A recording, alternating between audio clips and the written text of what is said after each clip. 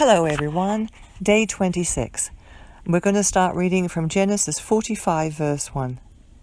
Joseph could no longer keep his composure in front of all his attendants, so he called out, "Send everyone away from me." No one was with him when he revealed his identity to his brothers, but he wept so loudly that the Egyptians heard it, and also Pharaoh's household heard it. Joseph said to his brothers, "I am Joseph. Is my father still living?" But his brothers are too terrified to answer him. Then Joseph said to his brothers, "Please, come near me." And they came near. "I am Joseph, your brother," he said, "the one you sold into Egypt. And now don't be worried or angry with yourselves for selling me here, because God sent me ahead of you to preserve life. For the famine has been in the land for 2 years, and there will be 5 more years without plowing or harvesting. God sent me ahead of you to establish you as a remnant within the land and to keep you alive by a great deliverance. Therefore it was not you who sent me here, but God. He has made me a father to Pharaoh, lord of his entire household, and ruler over all the land of Egypt. Return quickly to my father and say to him, 'This is what your son Joseph says. God has made me lord of all Egypt. Come down to me without delay. You can settle in the land of Goshen and bear near me, you, your children and grandchildren, your sheep, cattle, and all you have. There I will sustain you, for there will be 5 more years of famine. Otherwise you, your household, and everything you have will become destitute.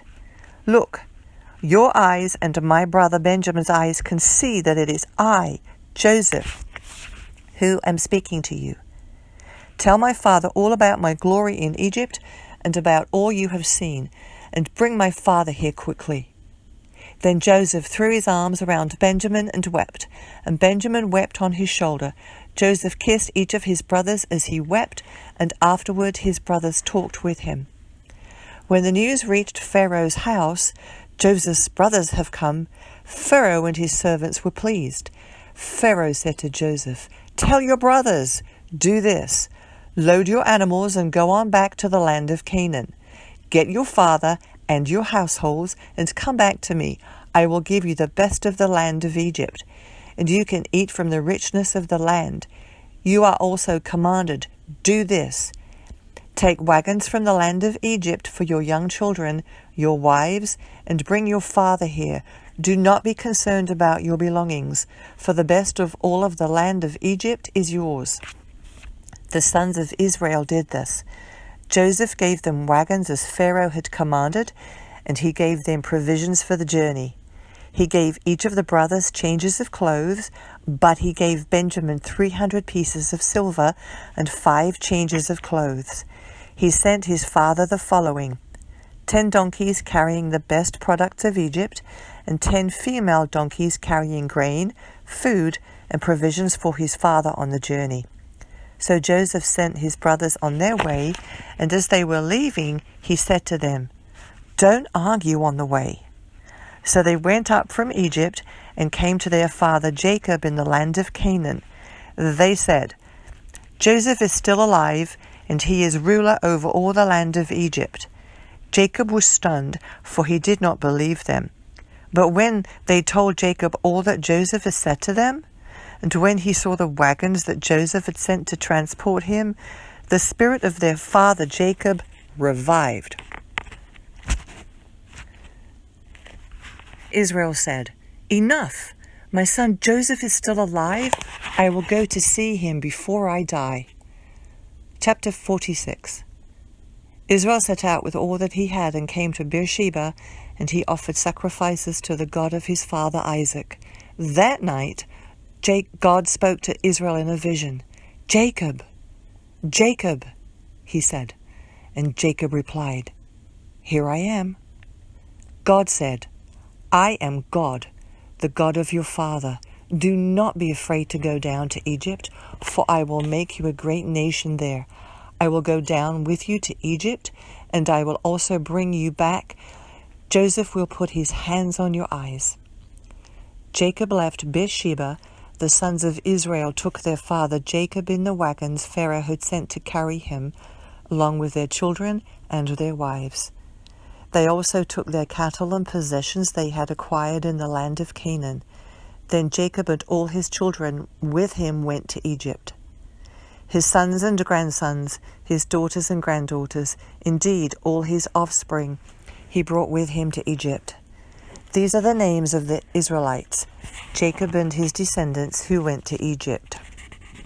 Jacob's firstborn, Reuben, Reuben's sons, Hanok, Palu, Hezron, and Carmi. Simeon's sons, Jemuel, Jamin, Ohad, Jekin, Zohar, and Shaul, the sons of a Canaanite woman. Levi's sons, Gershon, Kohath, and Merah. Judah's sons, Onan, Shelah, Perez, Zerah, but and Onan died in the land of Canaan. Perez's sons, Hezron and Hamul. Issachar's sons, Tola, Puvah, Jashub, and Shimron. Zebulun's sons, Sered, Elon, Jahiel. These were Leah's sons born to Jacob in Padan Aram, as well as his daughter Dinah. The total number of persons, 33. Gad's sons, Ziphion, Haggai, Shuni, Esbon, Eri, Arodi, and Areli. Asher's sons, Imnah, Ishvah, Ishvai, Bere, and their sister Sirah. Bere's sons were Heba, Malachleh. These were the sons of Zilpah, whom Laban gave to his daughter Leah, that she bore to Jacob, 16 persons. The sons of Jacob's wife Rachel, Joseph and Benjamin.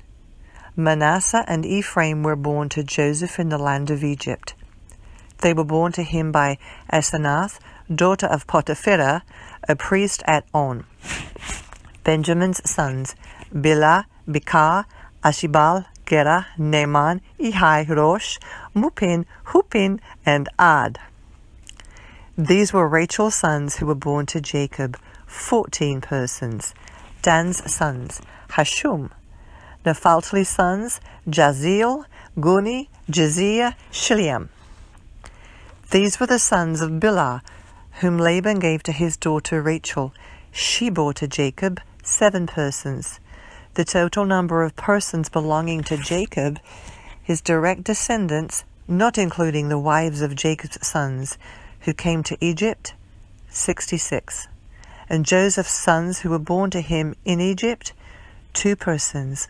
All those of Jacob's household who had come to Egypt, 70 persons. Day 26. Psalm 16, verses 1 through 6. Protect me, God, for I take refuge in you. I said to the Lord, You are my Lord. I have no good besides you.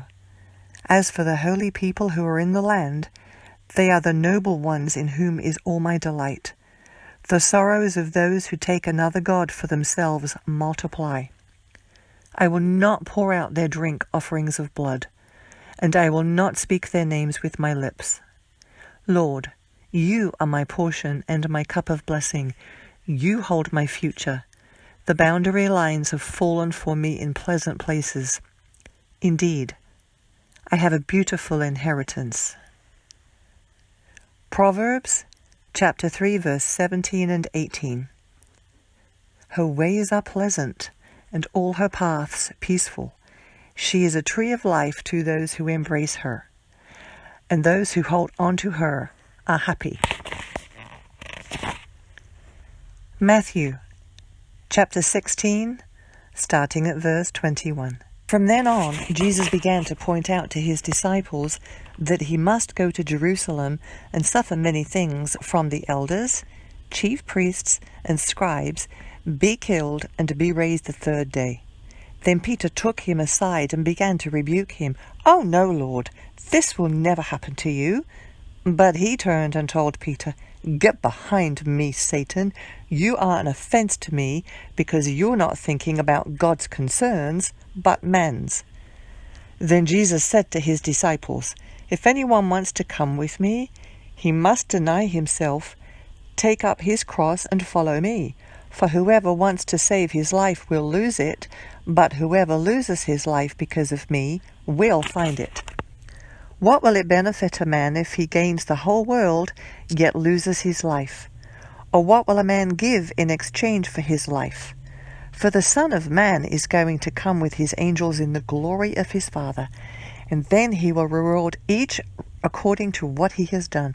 I assure you, there are some standing here who will not taste death until they see the Son of Man coming in his kingdom. Chapter 17. After 6 days, Jesus took Peter, James, and his brother John and led them up on a high mountain by themselves. He was transformed in front of them, and his face shone like the sun. Even his clothes became as white as the light. Suddenly Moses and Elijah appeared to them, talking with him. Then Peter said to Jesus, "Lord, it's good for us to be here. If you want, I will make 3 tabernacles here, one for you, one for Moses, and one for Elijah." While he was still speaking, suddenly a bright cloud covered them, and a voice from the cloud said, "This is my beloved Son. I will take delight in him. Listen to him." When the disciples heard it, they fell down and were terrified.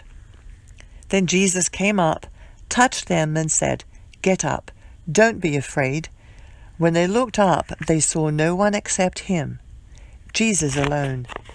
As they were coming down from the mountain, Jesus commanded them, "Don't tell anyone about the vision until the Son of Man is raised from the dead."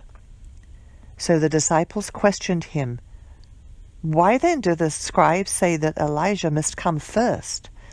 "Elijah is coming and will restore everything," he replied. "But I tell you, Elijah has already come, and they didn't recognize him. On the contrary, they did whatever they pleased to him. In the same way, the Son of Man is going to suffer at their hands." Then the disciples understood that he spoke to them about John the Baptist.